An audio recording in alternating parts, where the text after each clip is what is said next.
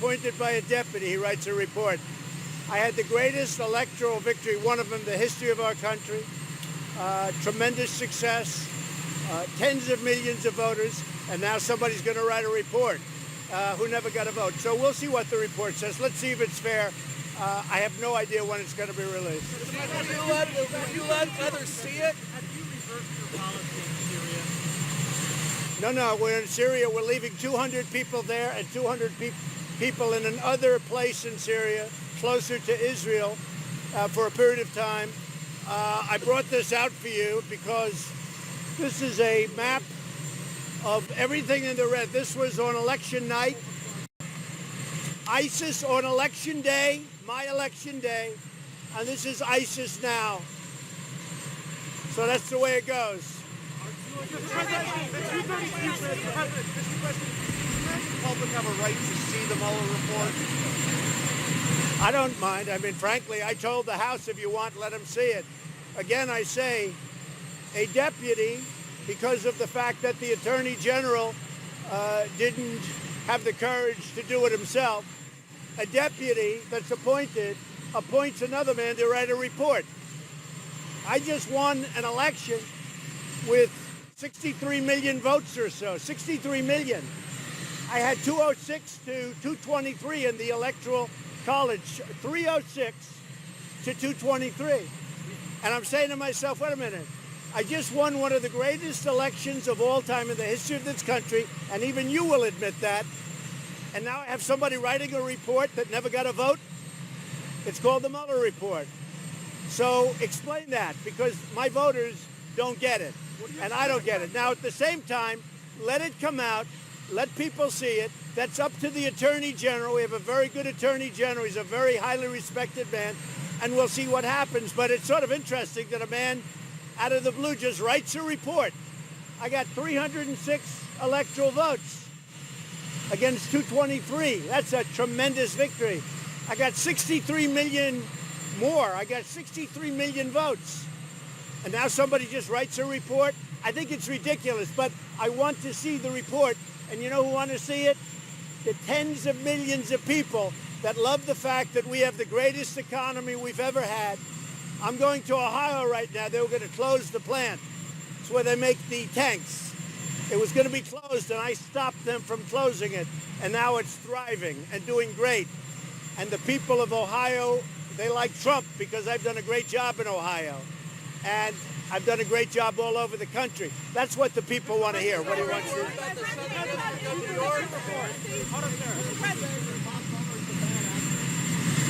I know nothing about it. I know that he's conflicted, and I know that his best friend is Comey, who's a bad cop.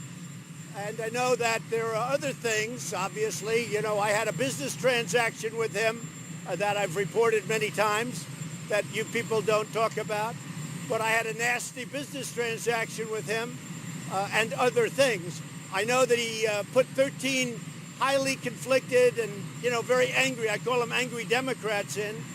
So, you know, so what it is. Now, let's see whether or not it's legit. You know better than anybody.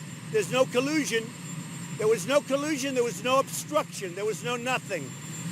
But it's sort of an amazing thing that when you have a great victory, somebody comes in, does a report out of nowhere. Tell me how that makes sense. Who never got a vote, who the day before he was retained to become special counsel, I told him he wouldn't be working at the FBI. And then the following day they get him for this? I don't think so. I don't think people get it. With all of that being said, I look forward to seeing the report.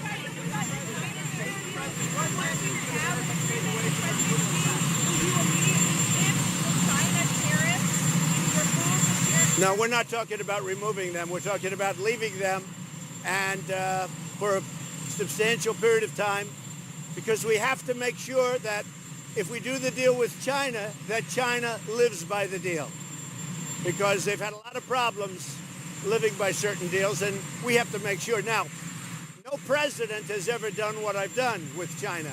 China had free reign over our country, taking out $500 billion a year for many years.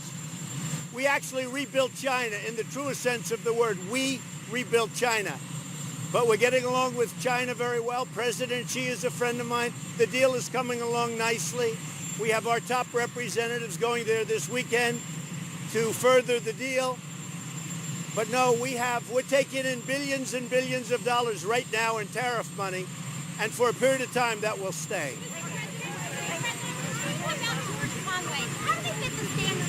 Well, I don't know him. I don't know him. He's a whack job. There's no question about it. But I really don't know him. I think he's doing a tremendous disservice to a wonderful wife. Kellyanne is a wonderful woman, and I call him Mr. Kellyanne. The fact is that he's doing a tremendous disservice to a wife and family. She's a wonderful woman. What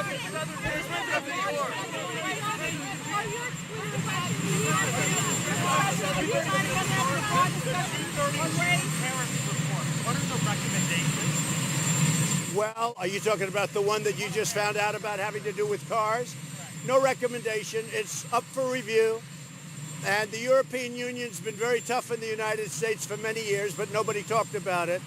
And so we're looking at something to combat it.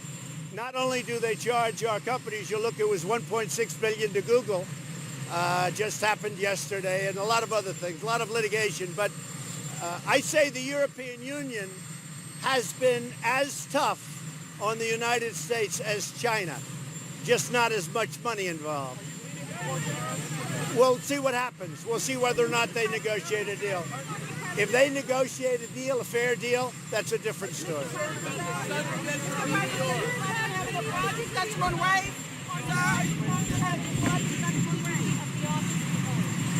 Yeah, go ahead. I think that Twitter is a way that I get out the word when we have a corrupt media, and it is corrupt and it's fake. So Twitter is a way that I can get out the word, because our media is so dishonest, a lot of it, the mainstream, a lot of it. They don't report the facts. They don't report, as an example that I just showed you, they don't want to report this, so I figure I might as well show it. So when I do Twitter statements, I get out the word from a fake and corrupt media. And I have on 5 sites, please, on 5 sites, I have over 100 million people. And that includes Facebook and Instagram and Twitter and everything. And it's a way that I can get honesty out, because there's tremendous dishonesty with respect to the fake news media. Mr. President, what was your reaction? Our Secretary of State for African Affairs went to Angola this week, in which showed the support of the United States to Angola about the work of the President Juan Lorenzo doing in Angola. Juan Lorenzo, the new president of Angola, is combating corruption really hard in Angola. What do you think about Well, we'll take a look at that. I'll speak to you. Mr. President, New Zealand. Pakistan, what we do with Pakistan, I think our relationship right now is very good with Pakistan. Mr. President,